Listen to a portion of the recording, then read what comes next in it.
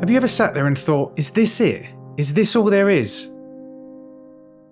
You have the house, the car, the family, or you don't. You have the perfect job and you're living the life, or you're not. Either way, it's not too difficult to sometimes wonder, is this your lot? Is this all there is? I've had a blessed life so far, the ups, the downs, mostly ups.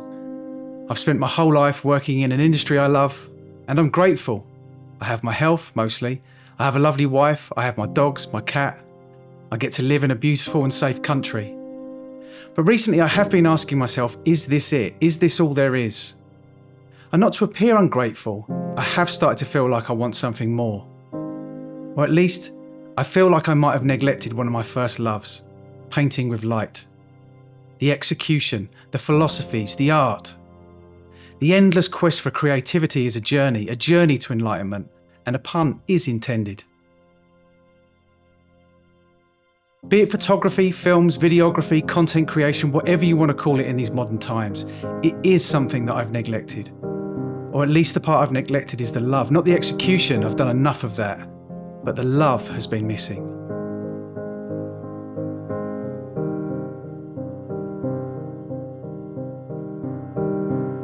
I personally find the most difficult part of creation for me is creating without any ulterior motive. Creating with the freedom that I don't care what anyone else thinks.